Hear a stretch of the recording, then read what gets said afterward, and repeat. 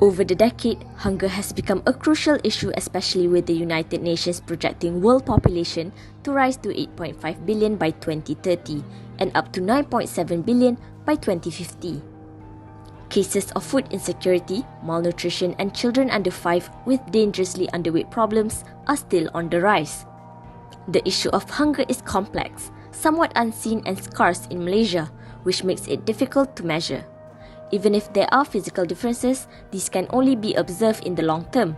As a result, hunger is a hidden epidemic, where the problems are only identified when it is too late. One of the ways to achieve zero hunger is by improving agricultural productivity.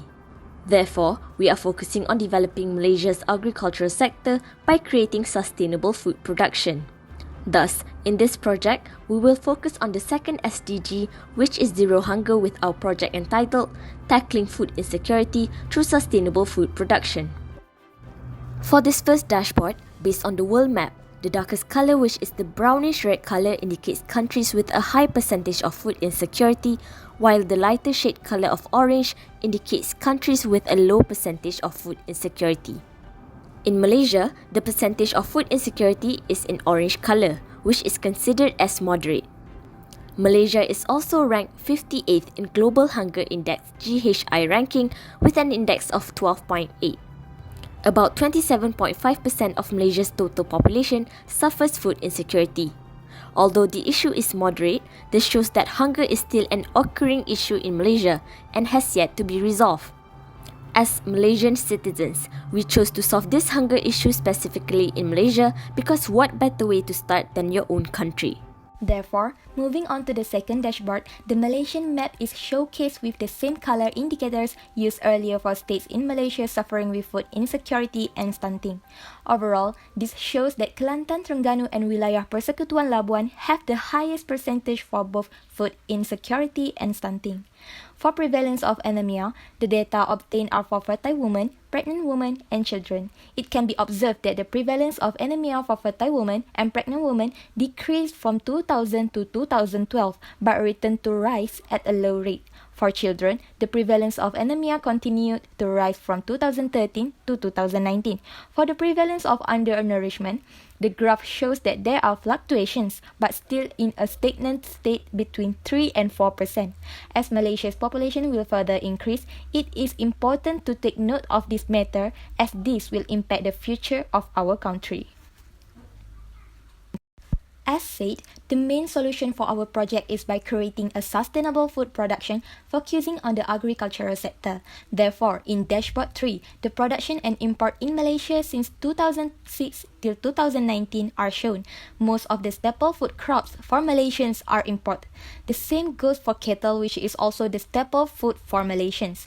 Records showed that Malaysia's food import has almost reached 14 million ringgit Malaysia. As a result, states that import less food from foreign countries have a high percentage of food insecurity and stunting. As mentioned earlier in states such as Sabah, Sarawak, Kelantan and Terengganu. In addition, palm oil production takes up the largest amount for local production in Malaysia and has the highest planted area in hectare, which is then exported to foreign countries. In an article by Nur Shahira Osman, Sarawak is the largest state that grows oil palm, followed by Sabah. The large area used should be divided to expand and innovate agricultural technologies for crops and livestock, as they are the main source of nutritional food for Malaysians. Based on the graph, food such as vegetables, fruits, cattle, goats and chickens still need to be imported from foreign countries.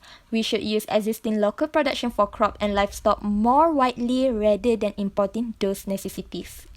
Moving on the final dashboard, we can see here for the percentage change in area planted and crops production. For palm oil production, there's not much difference in the area allocated for palm oil plantation in Malaysia, but the production yield have been showing an inconsistent pattern throughout the years.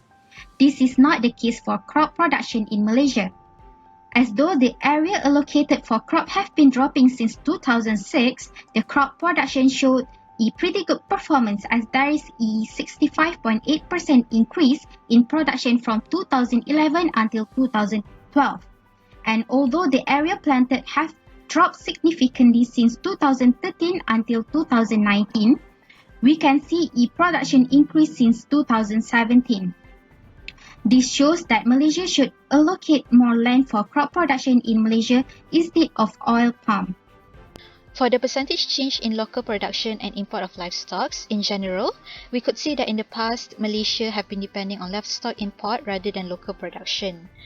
Both sheep and goat have shown a big percentage increase in production in the past. However, the local livestock production as a whole does not show an increase. Therefore, Malaysia should focus more on improving the local livestock production to give better access of nutritious and sufficient food for the population.